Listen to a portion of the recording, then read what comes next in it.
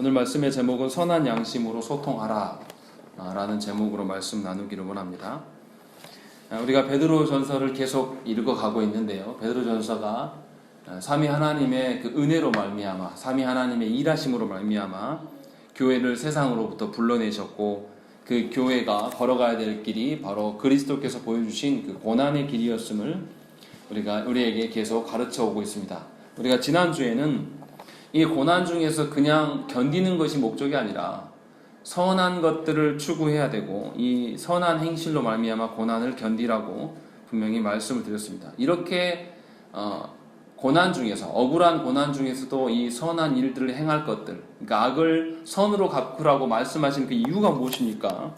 첫째는 하나님께서 우리를 불러내신 목적이 바로 그 고난 중에서, 억울한 상황에서 악을 선으로 갚게 하시기 위하여서, 그렇게 하시기 위해서 우리를 부르셨기 때문에 우리가 그래야 된다라는 것을 지난주에 9절의 말씀에서 이야기를 했었고요.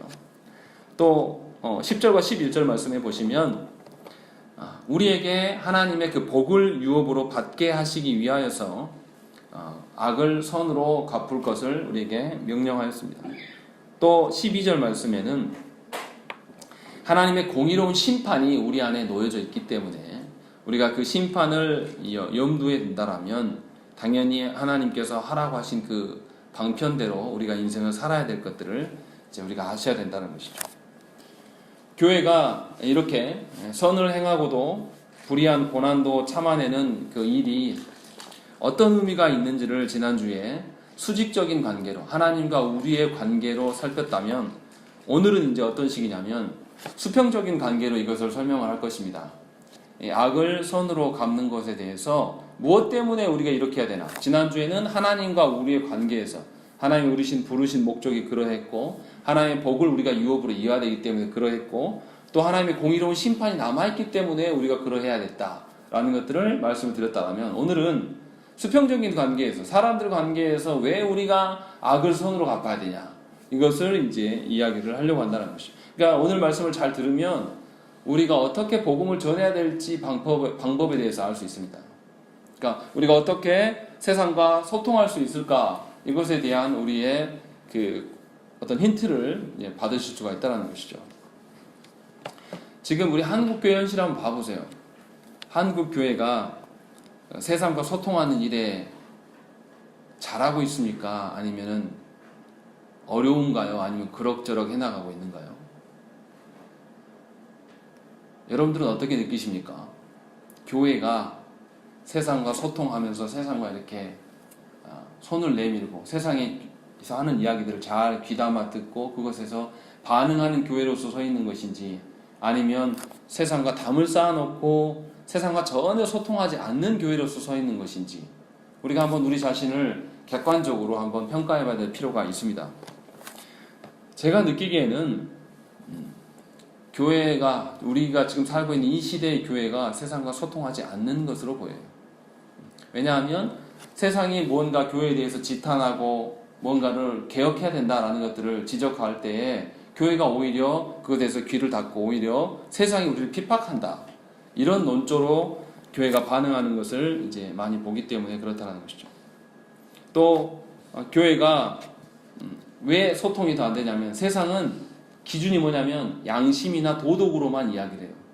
그런데 이 그리스도인들은 뭐로만 이야기하냐면 교리나 어떤 신학적인 것들로만 접근을 하려고 합니다. 그래서 세상이 우리를 알아줄 때 신학적으로, 어떤 교리적으로 알아주기를 소망한다는 것이죠. 그래서 소통이 안 돼요. 이게 무슨 말이냐, 이렇게 말하면 피부로 와닿지 않습니다. 뭐냐면 우리가 세상에 안 믿는 사람들한테 나아갈 때 어떻게 나아가냐면 그들의 입장과 그들의 양심, 우리도 갖고 있는 양심, 우리도 갖고 있는 도덕으로 이야기를 하면 참 좋겠는데 이걸로 이야기를 안 해요. 왜 안 하겠습니까? 교회가 도덕의 기준이 많이 현저하게 낮아졌고 교회가 교인다운 사람들이 많지 않기 때문에 이 이야기를 하면 우리도 걸린단 말이죠. 그래서 어떻게 하냐면 교회 안에 있는 법으로만 이야기를 해요. 그러니까 믿지 않는 남편에 나가서 남편이 나를 교회를 못 가게 막아서면 어떻게 하죠? 그 남편한테 이해되게 말하는 게 아니라 사탄이라고 이야기를 하는 것이죠. 그러니까 완전 신학적인 용어를 써버려요, 그 사람에게. 그래서 교회가 더 이상 세상과 대화할 수 없는 지경에 이르렀습니다. 그래서 세상 사람들이 교회 기독교인들하고 이야기를 안 하려고 그래요. 그것이 세상의 악한 측면도, 세상이 악하기 때문에 그럴 수도 있지만, 한국 교회가 무언가 세상과 호흡하려고 하는, 세상과 대화하려는 의지가 너무나 부족하다는 것이 우리의 현실이에요. 그런데 착각하는 것 중에 하나가 뭐냐면, 우리가 쓰는 어떤 용어들을 가지고 세상 사람들을 설득하려고 한다는 거죠. 사도 바울 선생도 그렇게 하지 않았어요.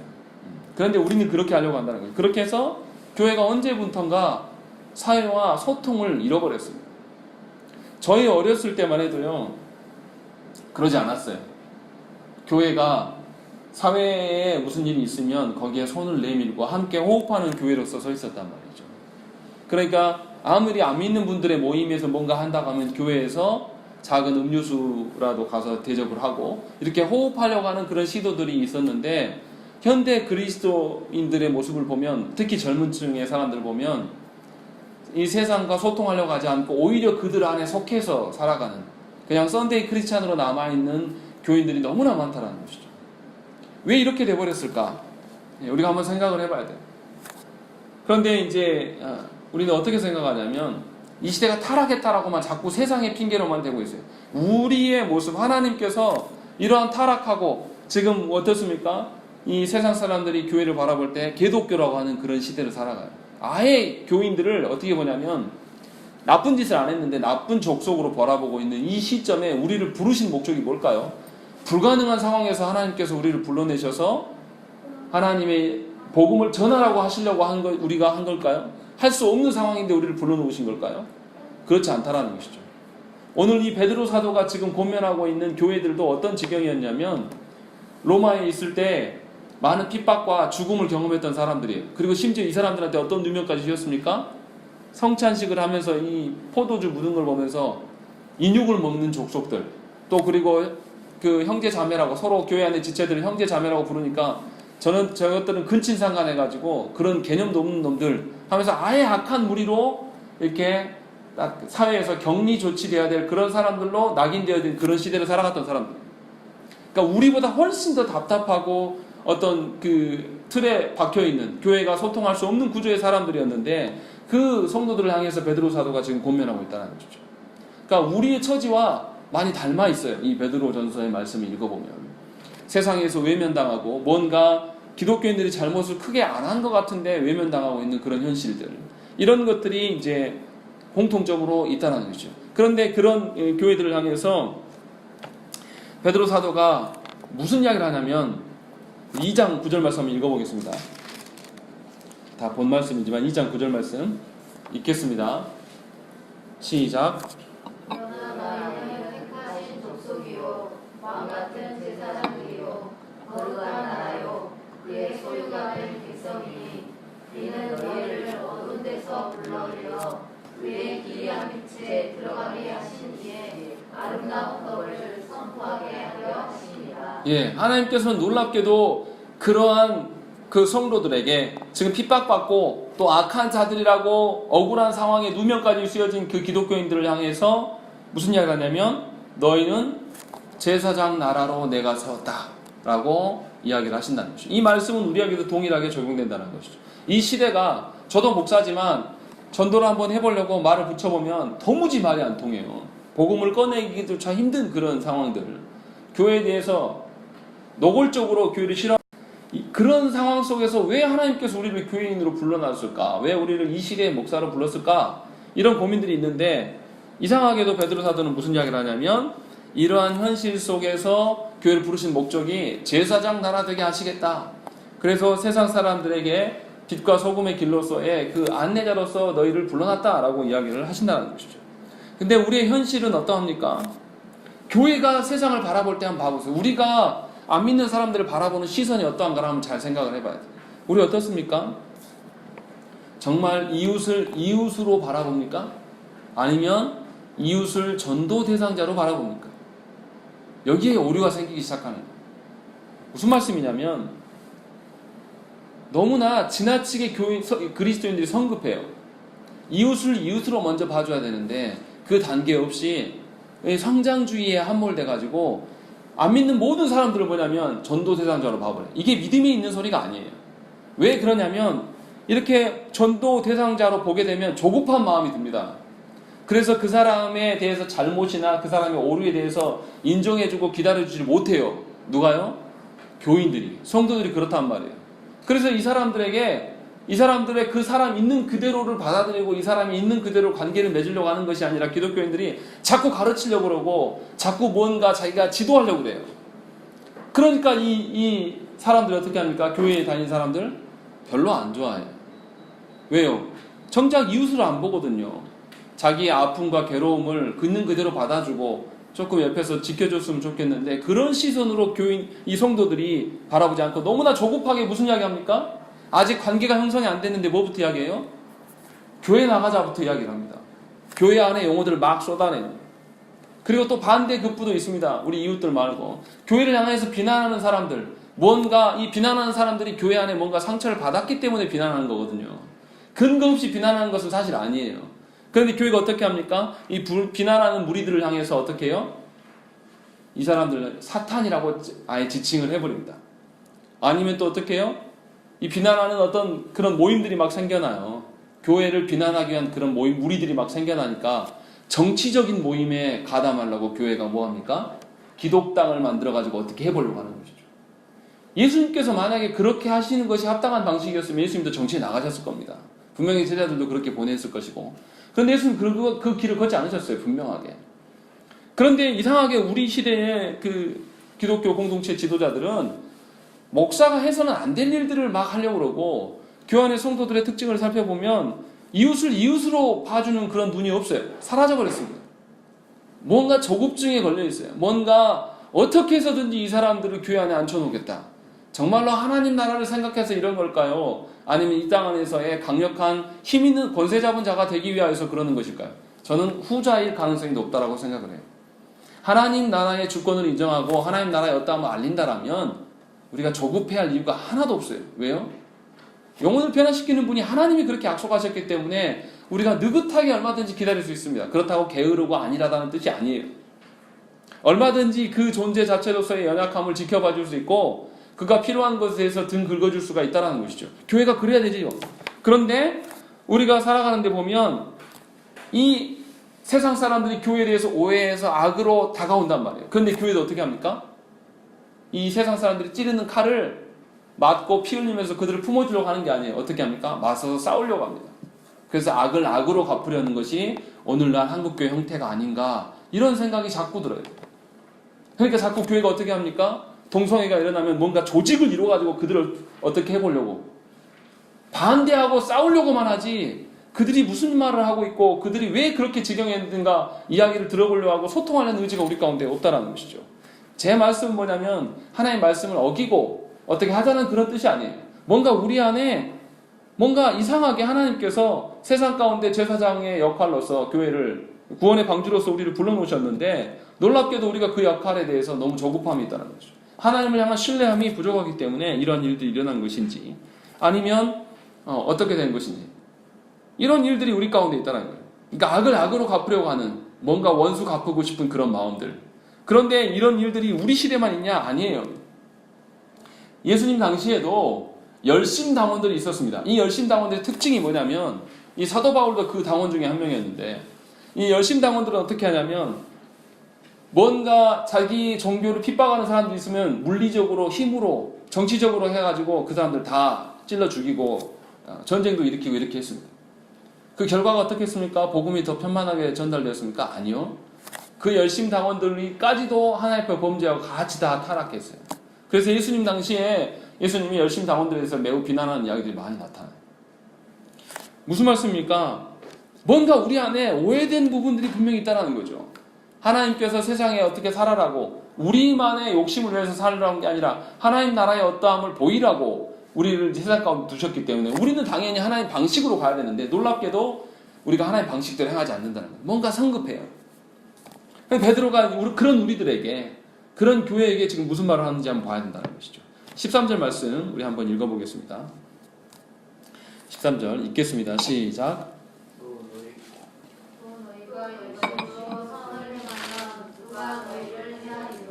예, 또 너희가 열심으로 선을 행하면 누가 너희를 헤아리요? 라고 되어 있습니다. 선한 일에 열심을 내라고 말씀하고 있는 것이죠.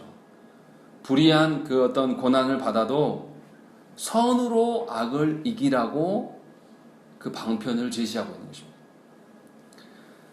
그러니까 이 말은 사회가 교회를 향해서 비난하고 대적할 때 우리도 함께 비난하고 대적하지 말라라는 거예요. 베드로 사도는 우리한테 뭐라고 그러냐면 너희가 열심으로 선을 행하면 누가 너희를 해하겠냐라고 이야기하는 것이죠. 악을 선으로 대하라 라고 이야기하는 것이죠. 동일한 방식으로 하지 말라는 거예요. 그들이 연합하고 결집하고 그들이 우리를 비난하는 이야기들을 할지라도 그 조직을 할지라도 우리는 어떻게 하라고요? 그런 방식이 아니라 하나님이 주신 방식으로 고난의 방식으로 응대하라는 것이죠. 그것이 하나님께서 원하시는 방편이다라고 이야기하는 것이죠. 그러니까 상대가 악을 행할 때에도 적극적으로 우리가 선을 행해야 돼요. 그렇게 되면 어떻게 됩니까? 상대의 입을 막을 수가 있습니다. 어떻게 막을 수 있을까요? 그들에게 뭐가 있기 때문에? 양심이 있기 때문에. 믿지 않는 자에게도 하나님께서 양심을 다 부여해 놨어요. 그래서 그 양심이 발동할 수 있도록 우리가 악을 행하는 자들에게 하나님께서 허락하신 그 고난과 선으로 대해 나가라는 거예요. 꼭 참고 기다리면서 그리스도께서 하신 그 방식으로 나가라는 것이죠. 교회가 적극적으로 선을 행하는데도 상대가 악을 행하면 누가 합니까? 제3자가 보고 교회가 다르네. 성도들은 역시 다르네. 이렇게 이야기한단 말이에요. 그런데 우리는 어떻게 하냐면 놀랍게도 교회 안에 지체들끼리도 어떻게 하냐면 뭔가 나를 기분 나쁘게 해요. 오른밤을 때리면 나도 오른밤을 때리고 싶어요. 왼밤을 때리면 나도 왼밤을. 그 정도면 괜찮죠. 오른밤 한 대 맞았으면 나는 2대 때리고 싶어 하는 것이 교인들의 특징이란 말이죠. 교회가 그렇게 해요. 원수 갚으려고 그러고 뭔가 없애버리려고 하는 그런 마음들이 우리 가운데 있다는 것이죠. 그러나 세상 사람들도 이것을 알아본다는 것이죠. 그래서 베드로 사도가 너희들이 진정으로 열심으로 선을 행하는데 누가 너희를 해할 수 있겠느냐? 오히려 너희의 끝까지 참고 인내함으로 적극적으로 선으로 행하면 오히려 그들의 악함이 드러난다. 예수께서도 그렇게 말씀하시지 않았습니까? 원수가 네 오른뺨을 치면 어떻게 하라고요? 왼뺨을 둘러대라고요. 또 맞으라는 뜻이 아니에요. 또 맞아서 뭐를 증명하라고요? 그 사람의 때림이 부당하고 그 사람의 때림이 악한 것이라는 걸 증명하기 위해서 되라는 거예요. 그러니까 베드로 사도가 지금 이야기하는 것은 우리에게 악을 행하는 자들에게 선으로 대해서 그 악이 더 부각할 수 있도록 선을 행하라는 거예요. 그렇게 하는 것이 하나님의 나라를 세워가는 것이다. 그래서 이 땅에서 선한 것을 드러내는 것이 목적이 돼야지 악으로 갚으면 뭐만 남습니까? 악만 남아요. 우리 14절 말씀 한번 읽겠습니다. 시작. 그러나 의를 위하여 고난을 받으면 복이 있는 자니 그들이 두려워하는 것을 두려워하지 말며 근심하지 말고. 예, 거기서 뭐라 그러냐면 의를 위하여 고난을 받는 것은 복이 있다라고 되어 있어요. 복이 있는 자가 누굽니까?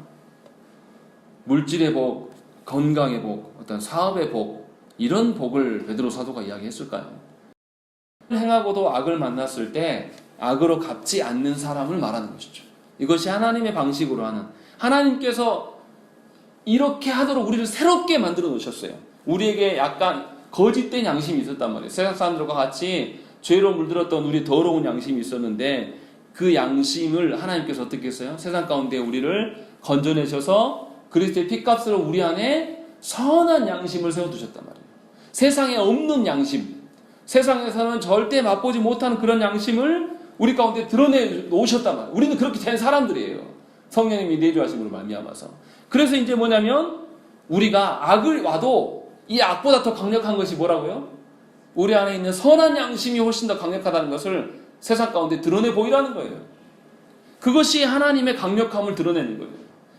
우리 자신을, 나 자신을 세상 가운데 괜찮은 인간으로 드러내기 위해서 그걸 활용하라는 뜻이 아니라 이 악보다 더 강력한 하나님의 그 은혜, 그 더 강력한 하나님의 구원으로 말미암은 그 선한 양심, 이것을 드러냄으로 말미암아서 하나님을 드러내는 것이 복이다라고 이야기를 하고 있는 것이죠. 그래서 팔복에서도 뭐랍니까? 복 있는 자는 하나님 외에는 의지할 곳이 한 군데도 없어서 그런 사람들을 뭐라고 합니까? 어떠한 자라고 합니까? 가난한 자다라고 이야기하죠. 가난한 자가 복이 있다라고 팔복에서도 이야기하고 또 끝까지 하나님의 뜻을 구하다가 하나님의 뜻만 계속 구하다 보니까 세상에서 위로를 받을 수 있습니까? 없습니까? 못 받아요. 그러니까 오로지 남은 위로가 누구밖에 없는 거죠. 하나님밖에 위로받을 곳이 없어요. 그러니까 자신을 보면서 애통해하는 자, 이 애통해하는 자가 복이 있다라고 이야기하는 것이죠. 또 온유한 자, 의에 줄이고 목마른 자, 또 악인에게도 하나님의 긍휼로 그 긍휼을 갚아주는 자, 이런 자가 복이 있는 자라고 베드로 사도가 우리한테 예수께서 말씀하신 그 팔복의 말씀과 연계돼서 지금 이야기를 하고 있는 거예요. 그래서 성도는 이 악이 득세하는 세상 속에서도 항상 어떤 시각을 갖고 있어야 하냐면 하나님의 시각으로서 세상을 바라봐야 된다는 것이죠. 하나님 나라의 시각으로서 세상을 보면서 진정한 복, 하나님 나라에서 말하는 그 복이 무엇인지를 우리가 누리고 그것을 드러내야 된다는 것이죠. 그러니까 예수 믿고 교인이 된다는 것은 어떤 세상적으로 복을 누리는 공동체가 절대 아닙니다. 그런데 놀랍게도 많은 사람들이 예수 믿고 복 받는다는 것을 세상적인 복으로 이야기를 해요. 그러니까 질병의 복, 건강의 복, 사업의 복, 어떤 그런 복들, 이런 복들만 막 이야기해요. 이것은 하나님의 나라를 가리워지는 역할을 하는 거예요. 그런 설교하는 자들 듣지 마십시오. 그런 기도하는 거 있다라면 떨쳐내세요. 이것은 하나님 주신 참다운 복을 우리가 누릴 수가 없게 돼요. 그러니까 분명하게 말씀 위에 기반에 선 교회와 그렇지 않은 기복주의와 어떤 성장주의에 물든 교회들이 오가는 내용들은 판이하게 다릅니다. 내 삶이 우리 교회가 강성해지지 않아도 별로 불안해하지 않을 수 있어요. 왜요? 하나님의 복을 누리고 있는데 뭐가 더 필요합니까? 하나님께서 우리 가운데 역사하시는 것을 강력하게 매일의 삶 속에서 경험하고 있는데 세상에 다른 것이 무엇이 필요했어요? 그러나 그렇지 않은 교회들은 우리가 숫자가 늘어나지 아니하고 우리 안에 뭔가 강력함이 드러나지 않고 우리 안에 뭔가 내 건강에 문제가 생기고 내 자녀들의 문제가 생기면 다 쓰러져 나자빠져요. 아예 하나님 없는 것처럼 그렇게 살아간단 말이죠. 왜요? 하나님으로부터 주어지는 복을 누리지 못하기 때문에. 그래서 세상의 복만을 막 끄집어 안고 그것을 떠안고 살아가는 거예요. 그러니까 잘 생각을 해보세요. 진정으로 하나님 나라의 복을 구하는 자라면 현재적으로 나에게 누가 대우를 안 해줘도 괜찮아요. 누구한테 한 거니까. 우리가 신앙생활 지금 누구 앞에서 하는 거죠?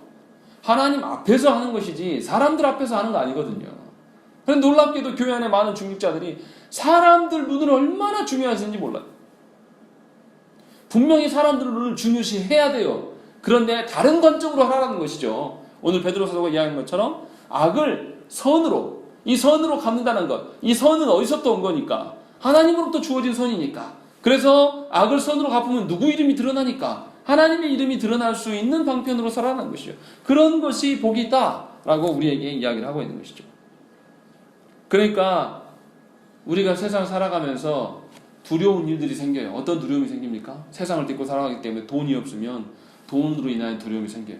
또 내 안에 건강이 어떤 문제가 생기면 건강으로 인한 두려움이 또 생기고 어떤 사람들과의 관계가 문제가 생기면 또 그것에 대한 두려움이 생겨요. 근데 이런 두려움을 떨쳐낼 수 있는 방법이 뭡니까? 예수 그리스도께서 걸어가신 대로 우리가 걸어갈 때에 이러한 두려움을 떨쳐낼 수가 있어요.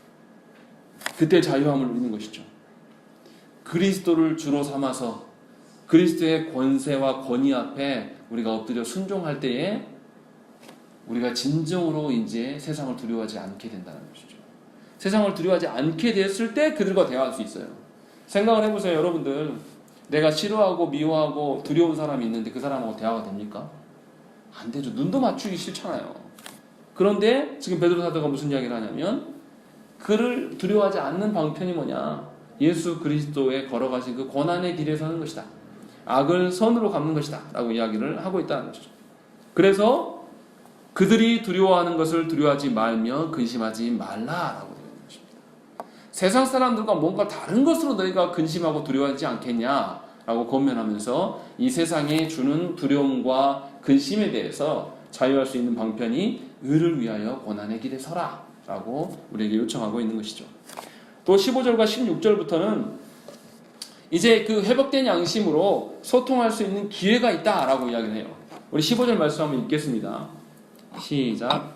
너희 마음에 그리스도를 주로 삼아 거룩하게 하고 너희 속에 있는 소망에 관한 이유를 묻는 자에게는 것을 항상 준비하되 온유와 두려움으로 하고. 예, 여기서 참 특이한 말씀이 나와요. 뭐라 그러냐면 세상에서 악을 악으로 갚지 않고 악을 선으로 갚아서 계속 그렇게 보인다면 세상 사람들이 이상하게 여긴다는 것이죠. 그래서 뭐라고 물어보냐면 너희 속에 무슨 소망이 있길래 이러냐라고 묻는 자가 생길 것이다. 이렇게 이야기를 하고 있는 것이죠. 왜 너희들 원수 안 갚냐? 왜 너희를 미워하는 자에게 왜 같이 안 미워하냐? 미워하는 게 정상인데? 왜 너를 그렇게 괴롭혔는데 너는 왜 대갚으려 하는 생각도 없고 얼굴도 붉혀지지 않고 어떻게 그렇게 평정심을 유지할 수 있지? 라고 묻는 자들이 생겨난다는 것이죠. 이 때를 위해서 이런 질문을 받을 때를 위하여서 뭐라고요? 뭐 하라고요? 항상 준비하라고요. 뭘 준비하라고요? 그들에게 답변할 말씀을 준비하라는 것이죠. 평상시에 거듭나 있어서 살아있는 자들의 그 소망이 어떠한 것인가를 미리미리 준비하기 위해서 말씀에 전념하라는 것이죠. 그런 날이 올 때까지는 뭐 하라고요? 악을 선으로 갚으면서 인내하고 기다리라는 것이죠. 그리고 끝까지 인내하고 그리스도를 주로 삼아서 견딜 때에 마침내 그들 안에 뭔가 너희들한테 질문하는 자들이 생길 것이다. 이 질문한다는 뜻은 뭘까요? 우리에게 궁금해하고 우리의 말을 듣고 싶어 한다는 것이죠. 그때의 복음에 대한 이야기를 해라 라고 이야기하는 것이죠. 그러니까 처음부터 가서 막무가내로 가서 교회 나와야지. 내가 밥 한 끼 사줬으니까 나와야지. 또 내가 뭐 해줬으니까 너 나와야지. 며칠날 나가기로 했잖아. 이런 식의 것이 아니라 그들을 위하여서 악을 선으로 갚아주면서 인내하고 참고 기다릴 때에 분명히 이런 변화되는 것들이 이들 가운데 드러난다는 것이죠.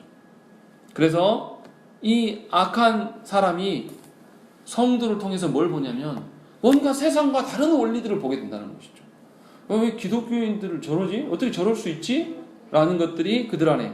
그러니까 그들이 스스로 알아요. 세상이 얼마나 썩어있고 더럽고 허무한 인생을 살아가고 있는지 그들도 다 알아요. 그런데 놀랍게도 그 똑같은 인생을 사는 자들이 또 그리스도인이라고 생각을 했는데 그 그리스도인들 가운데 전혀 다른 원리로 뭔가 거듭난 새로운 생명의 삶을 살아가는 것들이 그들 가운데 나타난단 말이에요. 그때 이 복음이 없었던 자들이 소망을 보게 돼요. 그리스도인들의 그 심령 가운데서. 그래서 그들을 향해서 묻는 것이죠. 우리가 이런 일을 하기 위해서 파송받은 거란 말이에요. 이런 일을 하기 위해서 파송받았어요. 그러니까 우리에게 질문이 있는 자가 올 때까지 우리가 세상을 향하여서 선으로 갚으면서 이해하고 견뎌야 한다는 것이죠. 교회가 악을 악으로 갚지 않고 줄곧 참아왔습니다. 이제 드디어 뭔가 말할 수 있게 되었단 말이죠. 그때 여러분들은 준비가 되셨습니까? 여러분들은 준비가 되셨냐고요? 그런 자들의 아직 우리에게 묻는 자도 없지만 만약에 그 자들이 생길 때 여러분들이 복음에 대해서 유창하게 말할 것들이 준비되었는지 묻고 싶은 거죠. 그에 앞서서 사실은 이런 질문을 들어본 적이 있냐 이 말이에요. 아무개 당신은 뭔가 다르네. 당신을 보니까 당신이 믿는 하나님이 살아있는 것 같아. 뭔가 교인들은 다른 것 같아. 이렇게 말하는 소리를 여러분들이 직접 들으셔야 돼요. 세상 가운데. 듣는 것이 당연한 거예요. 뭔가 우리 중에 잘한 모범적인 사람만 듣는 그런 개념이 아니라 하나님으로 말미암아 우리가 선한 양심으로 바꿔진 자들에게는 반드시 들어야 될 이야기예요. 그럼 우리가 어떻게 살아야 되겠습니까? 이게 참 어려운 이야기, 저도 굉장히 어렵습니다. 무언가 사람들이 교회를 통해서 세상적인 기준으로 봤을 때 교회가 다르다라는 것을 알게 된다는 것이죠. 그때까지 우리가 참고 기다려야 돼요. 그 소리를 반드시 듣기 위하여 살아가야 돼요. 그리고 두 번째는 그냥 사는 게 아니라 질문을 받았을 때 이제 답변을 해줘야 될 거 아닙니까? 그 답변할 말을 위하여서 우리가 말씀 공부를 하고 하나님의 어떠함에 대해서 알아가야 된다는 것이죠. 우리가 미리 경험해 봐야 돼요. 아, 기독교인이 성도된 것이 무엇인가? 그냥 교회 안에서 등록하면 바로 성도된 것이냐? 그것이 성도가 아니란 말이에요. 교회 안에서 직분 받으면 그냥 성도된 겁니까? 아니요. 이 교회 안에서 인정해주는 그 성도됨과 하나님께서 인정해 주시는 하나님 나라의 성도됨은 전혀 다른 기준이에요. 최소한 우리가 하나님 앞에서 부르심을 받았으면 하나님 나라로부터의 어떤 인정의 경험이 있어야 되지 않겠습니까? 그래야지 우리 자녀들한테 야, 아빠가 평생 살면서 죽으면서 너한테 너도 예수 믿고 죽어라. 정말 이게 좋은 것 같아. 이 말이라도 남길 수 있지 않겠습니까? 자신이 그런 확신이 있어야 남길 거 아닙니까? 우리 안에 그것이 있어야 한다는 것이죠. 최소한 누구나 다. 그런데 과연 그런 성도들과 어떤 그런 직분자들이 교회 안에 있냐 이 말이에요. 정말 귀한 시대가 되어버렸어요. 저는 어렸을 때 그런 분들 많이 봤어요. 옛날에 정말로 막 인생 이상하게 살았는데 예수 믿고 딱 달라진 분들을 너무 많이 봤어요. 여러 분 봤습니다. 다 돌아가셨지만. 근데 이상하게 우리 시대는 그렇지 않은 이야기들만 계속 들려와요. 세상에서도 그러지 않을 텐데 어떻게 20, 30년 같이 살 붙이고 살았는데 그렇게 매몰차게 모른 척 합니까? 이게 무슨 교회예요? 무슨 성도입니까? 직분 이야기에 놔두고 왜 우리 교회, 우리 시대의 교회가 이렇게 되어버렸을까요? 우리가 하나님의 방식대로 안 살아왔다는 거예요. 우리가 그리스도께서 걸어가신 고난의 길에 서기를 좋아하지 않았다는 거죠. 고난을 피하고 싶고 고난을 서지 않는 것이 하나님 복이라고 착각하고 살았다는 거예요. 우리 안에 그런 오류가 있다는 것이죠. 그리고 우리를 대적하는 자들은 어떻게 해요? 사탄 마귀라고 지칭하면서 하나님의 저주를 거기다 퍼부었어요. 그래서 세상 사람들을 품어내는 그런 게 없었단 말이죠. 생각을 해보세요. 저 어렸을 때 기억이 나요. 상위 용사들, 지금 얼굴 그런 분들 없죠. 우리 시대에는 막 다리 없고 이런 분들이 집에 와요. 정말 냄새도 많이 나요. 밥 주라 그래요. 그럼 그때 밥 먹고 사는, 동네 밥 먹고 두 끼밖에 먹는 집이 있었어요. 저 어렸을 때. 그런데 그런 집이 있는데도 밥을 꺼내서 줬고 같이 먹고 막 이랬단 말이에요. 근데 지금 교회가 그럴 수 있습니까? 전에 우리 작년에 한번 경험했잖아요. 노숙자 한 번 왔을 때 같이 밥 먹을 때 우리 얼마나 힘들어했습니까? 노숙자 한 번 오셨었잖아요. 손톱 이렇게 기르고 냄새 나고 오셔가지고 밥 먹는데 우리가 얼마나 안 그렇죠 하고는 있었지만 다들 가고 나서 다 한마디씩 하셨잖아요. 아 힘들었다. 우리가 이런 지경이 되어버렸어요. 뭔가 하나님부터 받은 그 긍휼과 사랑을 나누지 못하는 자들로 우리가 서 있다는 것이죠. 근데 우리가 잘 생각을 해봐야 돼요. 지금 베드로 사도가 정리하는 이야기들의 정리를 해보면 순서가 매우 중요합니다. 성도는 그리스도로 말미암아서 썩어져 있고 더러워졌던 어떤 그런 그 양심들이 변화됐어요. 완전히 새 것으로. 그래서 악을 만나도 하나님의 어떠함으로 충만해졌기 때문에 선한 양심으로 그에게 선으로 갚아줄 수 있는 그런 존재가 되었단 말이에요. 충분하게. 그래서 뭐냐면 우리 구원시키신 하나님의 목적이 뭐예요? 우리가 왜 살아갑니까? 우리 구원을 위해서 살아가는 것이 아니에요. 그것은 누가 하셨어요? 삼위 하나님께서 이미 하셨단 말이에요. 그런데 자기 구원 이루려고 또 살아가는 분들이 너무나 많아요. 그게 아니고 하나님께서는 누구를 위해서 살으라고요? 세상에 버려진 자들을 너 예전에 그러지 않았냐? 악하고 썩은 양심으로 살아가는 너희들처럼 버려진 저자를 향해서 하나님께서 하나님을 만나면 선한 양심으로 바뀐다는 것을 보여줘라. 그러기 위해서 너희를 내가 불러놨어. 지금 이렇게 우리에게 말씀하신단 말이에요. 근데 우리는 아직도 우리 이야기만 하고 있어요. 아직도 내 건강, 내 새끼, 내 돈 문제, 내 어떤 평안함, 내 마음의 위로 이런 쓰레기 같은 이야기들만 하고 있다는 것이죠. 이게 어떻게 교회입니까? 이게 어떻게 우리가 어떤 그런 정도 가지고 어떻게 하나님 나라 일들을 한다고 말할 수 있는 직분자입니까? 어디가 우리 안에 직분자의 모습이 있어요? 하나님 우리 왜 불러놨는데요? 썩어가는 세상 속에서 제사장 나라로 삼기 위하여서 우리를 불러놓으셨는데 이 일에 대해서는 아무런 관심도 없어요. 그러니까 우리 양심이 어떻게 돼요?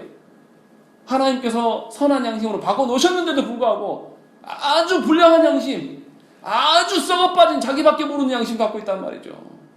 이런 사람들의 특징이 뭐예요? 상처 이야기만 하는 거예요. 계속 자기 받은 상처. 그리스도께서 받은 상처가 얼마나 큰데 성부 아버지 하나님께서 우리를 위하여서 우리 같은 것들을 위하여서 자기 아드님을 내어줬을 때 그 아픔과 괴로움 우리가 비교할 수도 없는 것인데 그 하나님의 상처는 보지 않아요. 우리 이야기만 한다는 것이죠. 다시 말하면 저와 여러분들을 구원해서 놓으셔서 우리에게 맡겨진 사명이라는 것이 하나님의 이름과 하나님의 나라와 하나님의 영광을 위하여서 타인의 구원을 위해서 살으라고 우리에게 불러놓으셨는데 우리는 한 번도 그것에 대해 관심이 없다는 것이죠. 우리도 개척교회지만 저도 이 부분에 대해서 굉장히 회개해야 돼요. 우리의 안위와 우리의 평화를 위해서 하나님 주신 물질과 어떤 수입에 대해서 나누려고 하는 생각이 없어요. 제 개인적으로 이야기하면 제 먹고 사는 일에 위하여서 개척한 것이 아니란 말이죠. 우리의 생존의 어떠함은 누구한테 이미 다 끝나버린 이야기죠. 하나님의 손 안에서 이미 다 끝난 이야기예요. 우리가 뭐 어떻게 한다고 해서 달라지지 않아요. 하나님이 계획하신 속에서 딱 그대로 짜여져 갈 거예요. 우리가 고기를 먹을지, 우리가 배를 굶고 굶을지, 이런 것에 대해서는 이미 하나님께서 다 이미 정리해 놓으셨어요. 근데 왜 그 일에 집중하냐 말이에요. 아직도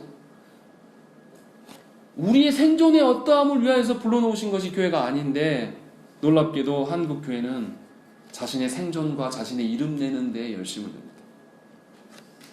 제가 광주에 와서 정말 좋은 교회들도 많이 봤어요. 열린 베델교회라고, 통합적 교회이긴 해요. 열린 베델교회라고 선 목사님이 목회하시는데, 그 교회는 무슨 사역을 하냐면, 작고 연약한 교회, 신실하게 사역하는 교회에 있으면 그 교회에다가 후원을 해요. 어떤 후원을 해주냐면, 이 교회 설교를 6개월 동안 극동방송에 내보내줘요. 극동방송에 내려면 한 달에 80만 원 정도 들거든요. 6개월이면 거의 500만 원 돈 됩니다. 그런데 그 돈을 후원해 줍니다. 자기 교회 목사 설교 안 낸다니까요. 자기 교회는 충분히 하니까, 충분히 모이고 자립하고 있으니까 그 일을 하는 게 아니라 당회가 6개월마다 교회를 선정해 나가요. 한 번도 안 쉬고 계속 하고 있어요. 제가 아는 목사님이 6월까지 끝났어요. 그러니까 다른 교회 그 다음 후원 교회 또 바꿔가지고 또 한단 말이에요. 그렇게 해서 작은 개척교회를 살리려고 교단 상관없이 자기가 통합측이니까 통합측으로 하는 게 아니라 광주권 안에서 신실하게 한다라는 것을 알게 되고, 그러면 당회에서 그 교회에 가서 방문하고 목사님의 사역들을 한번 보고 한 다음에 말없이 그냥 후원해주고 끝나요. 그 교회가 무슨 성도가 더 늘어났네, 보고해라 말아라 이런 이야기 한마디도 안 해요. 적은 액수가 아니잖아요. 생각을 해보세요. 80만 원씩 후원하는 교회들이 많이 있는가? 없어요. 근데 그런 일들을 안 쉬고 계속해요. 그리고 자기 교회 이름 절대 드러내지 않습니다. 근데 하나님 모르시겠냐? 교회가 이래야 돼요. 하나님의 선한 양심으로 살아간다는 것이 바로 이런 것이죠. 그래서 저도 좀 회개하고 있어요.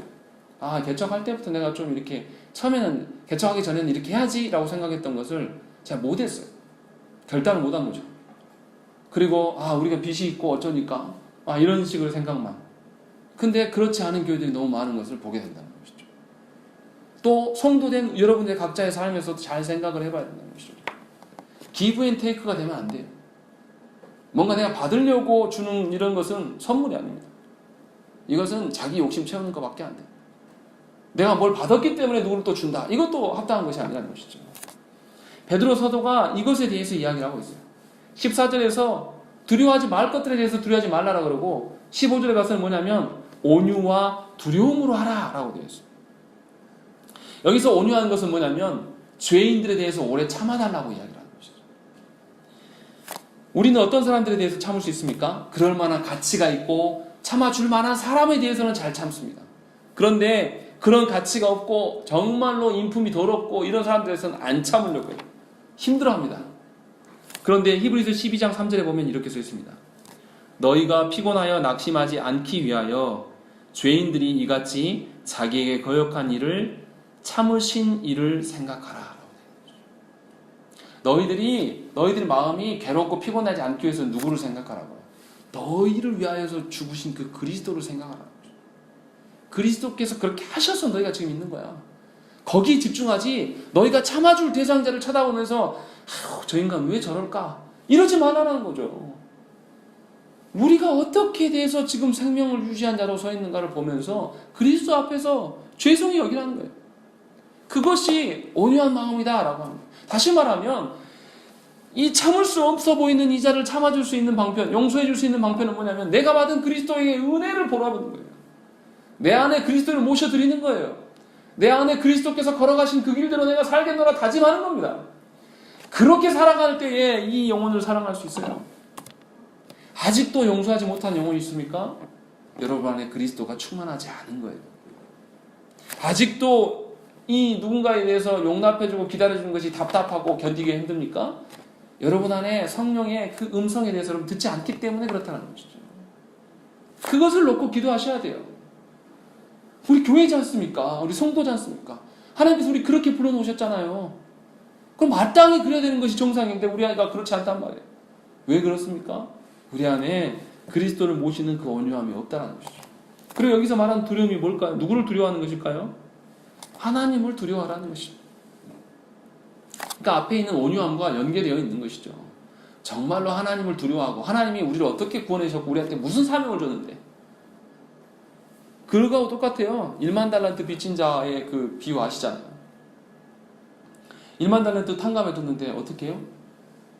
용서 안 해주잖아요, 이 사람이. 그러니까 주인이 다시 불러다가 처벌하잖아요. 우리 하나님 앞에서 우리가 그럴 수 있다는 거예요. 우리의 죄악이 얼마나 크고 더럽습니까? 세상의 어떤 사람들보다 하나님 앞에 섰을 때 얼마나 우리가 하나님께 많은 것을 탕감받고 우리가 얼마나 하나님께 용서함 받아서 지금 살아갑니까? 그리스도인 된 이후로부터도 생각을 해보세요. 우리가 하나님의 은혜 없이 교회 안에 우리가 존재할 만한 그런 인간이냐고요. 그렇지 않았어요. 하나님께서 오래 참고 인내하셔서 우리가 지금 이 가운데 와 있다는 것이죠. 그렇다면 내가 보기에 참아주기 어려운 이 인간, 참을 수 없는 그런 인간들도 하나님의 소유인 것을 알라라는 것이죠. 그래서 하나님 좀 두려워하라는 거예요. 그러면 참을 수 있다. 베드로 사도가 우리한테 지금 이야기를 하고 있는 것이죠. 그리고 16절에 무슨 이야기 합니까? 16절 읽겠습니다. 시작. 선한 양심을 가지라. 이는 그리스도 안에 있는 너희의 선행을 욕하는 자들로 그 비방하는 일에 부끄러움을 당하게 하려 하냐. 예, 선한 양심을 언급하고 있습니다. 이 선한 양심이 뭡니까? 아까도 말씀드린 대로 그리스도로 말미암아 새롭게 창조되어진 양심이에요.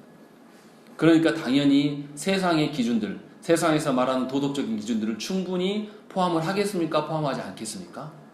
포함을 하죠.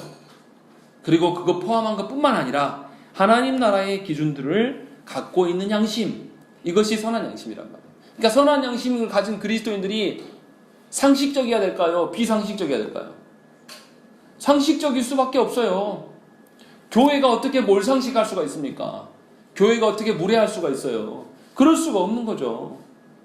그러니까 교회가 세상과 소통을 안 된다는 것 자체가 말이 안 돼요. 우리가 너무나 앞뒤 막힌 사람들 보고 뭐라 합니까? 아이고 저 인간은 대화가 안 돼. 우리가 이야기 그렇게 해야 된다고. 세상이 교회를 보고 이 이야기를 하면 안 된단 말이에요. 다 우리의 책임이란 말이죠. 우리의 몰상식과 우리의 그 비도덕적인 것들을 인하여서 하나님의 선한 양심이 우리 가운데 없기 때문에 그런 것들을 우리가 살아온 것 때문에 사람들이 더 고통스러워한다.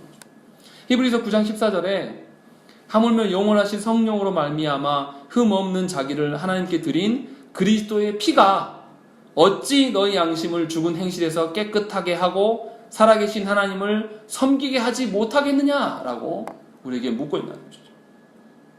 그리스도의 피를 무시하는 것밖에 안 돼요. 우리가 그 선한 양심을 벗어버리고 세상 사람들을 품어내지 못한다는 것은 그리스도께서 우리를 향해서 피 흘리심에 대해서 우리가 완전히 아나무인격으로 행동하는 것이죠. 그렇기 때문에 신자의 그 양심은, 신자의 살아있는 그 양심은 바로 구원의 증거이고 믿음의 증거입니다. 그러니까 교회 내에서 신자인 것 같은데 밖에 나가서 사람들에 대해서 뭐 비리를 저지르고 누구를 속여먹고 사기꾼으로 살고 뭔가 남 등쳐먹는 일을 한다면 이건 신자가 아니에요. 잘 생각을 해보셔야 돼요. 그러니까 기독교인들이 정말로 신앙 안에 있는 사람이라면 자기의 직업상에서 하나님 나라와 위배되는 일들이 있으면 직업도 그만둘 수 있는 마음이 있어야 돼요. 저는 실제로 그런 분을 본 적이 있습니다. 어떤 연구소에 다녔는데 연구소에 다니니까 이 연구소에서 뭐 하냐면 어떤 그 의약품 개발하는데 이 개발하는 것에서 비리나 이런 것들이 너무 많아요. 그러니까 하나님의 법에 너무나 어긋나는 게 많이 발견됐단 말이죠. 이 회사 살리려고 하니까 거짓으로 이 품질도 매겨야 되고 거짓으로 다 해야 되고 로비도 해야 되고 본인이 못 견디겠는 거예요. 그래서 회사 그만뒀어요. 그리고 세탁소 하시더라고요. 사람 다 욕했어요. 미쳤다고. 근데 부부가 회사 다 그만두고 둘이 그냥 우리는 못 먹고 못 살아도 좋다. 그냥 신앙생활 열심히 하면서 살겠다. 정직하게 살아보겠다. 라고 하면서 세탁소 하는 걸 제가 봤어요. 자녀들도 있는데. 그렇게 그것까지 제가 하라는 그런 뜻이 아니에요. 무슨 말씀이냐면 우리에게 있는 그 선한 양심이 과연 있는가 점검을 하셔야 돼요. 정말로 세상 사람들 앞에서도 우리가 떳떳하게 양심을 유지하고 살려고 노력하는 것인지 한번 점검을 해보시라는 것이죠. 그렇지 아니하면 우리 안에 하나님의 참된 진리나 이런 것이 없다는 것이죠. 그리고 16절에 뭡니까? 선행을 욕하는 자들로 그 비방하는 일에 부끄러움을 당하게 하려 합니다. 우리가 끝까지 선으로 행할 때에 누가 부끄러워한다고요? 악한 자들이, 우리를 대항했던 대적들이 스스로를 부끄러워하면서 하나님께 갈 수 있다는 것이죠. 그래서 교회가 뭔가 하나님께 설 때에 하나님의 방식으로 서야 된다는 것이죠. 교회가 어떤 오류를 갖고 있습니까? 교회는 선하고 세상은 악하다, 이런 관점을 갖고 있어요. 그러나 오늘 베드로 사도의 말씀을 잘 들어보세요. 세상이 악하긴 악하지만 이 세상에 악한 사람들도 하나님의 선함을 알아본다고 못 본다라는 것이죠. 그러니까 교회가 감출 수가 없어요. 세상이 말하는 교회를 향해서 교회가 썩었고 비리가 있고 이런 소리가 전혀 근거 없는 소리입니까? 근거가 있는 소리예요. 너무나 많은 증거들이 이제 막 쏟아져 나오니까 감출 수가 없는 지경이 되어버렸어요. 이게 이제 교회 안에 그 죄악과 더러움이 차고 넘치니까 이제 봉다리가 막 터질 지경이 있어요. 막 넘쳐 흘러요, 지금 오물이. 그런데 교회 스스로 이 오물을 정화하려는 의지가 전혀 없습니다. 그냥 다 손 놓고 있어요. 봉다리가 터져야지 아마 회개할 거예요. 아무것도 남지 않은 잿더미가 돼야지. 우리가 기억하셔야 될 게 뭐냐면, 우리가 지금 이스라엘의 멸망의 길을 지금 이 한국교회가 걸어가고 있는지 한번 점검을 해봐야 한다는 것이죠. 저는 너무나 없어요, 그게. 주변에 정말 그리스도인다운 그리스도인들이 목마른 지경이에요. 갈증이 나요. 그런 분들이 너무 귀해요. 저 어렸을 때는 그렇게 많았던 그런 신앙인들이 이제는 자취를 감춰버린 그런 시대에 우리가 살고 있다는 것이죠. 하나님께서 이런 시대 가운데 우리를 불러놓으셨어요. 그 말씀은 뭐냐면 바로 저와 여러분들, 너무나 부족하고 더럽고 자기 자신도 볼 줄 모르는 저와 여러분들을 그런 자로 하나님 쓰시겠다라고 불러놓으신 거예요. 거기에 우리의 소망이 있는 겁니다. 내가 여태까지 교회 안에서 어떻게 살아왔는지 이게 중요한 게 아니에요. 하나님께서 말씀으로 나를 변화시키셔서 쓰셔서 세상의 가치로 봤을 때는 얼마나 별로입니까? 저 자신을 보면 그래요. 아무런 어떤 능력도 없고 제 악감도 못하는 놈이 목회한다고 해서 사람들이 얼마나 무시하는 소리 많이 들었어요. 그런 기준으로 우리를 볼 필요 없다는 것이죠. 왜요? 하나님께서 저와 여러분들을 불러놓으셨어요. 하나님께서 쓰시려고 불렀단 말이에요. 그럼 우리가 가져야 될 소망이 뭡니까? 여전히 옛날 죄악을 보면서 하나님 아직도 내가 그 죄악에 묶여서 살아가면서 죄 이야기할 거란 말이에요. 그게 아니고 이제는 좀 하나님 나라의 것을 봐야 되지 않겠습니까?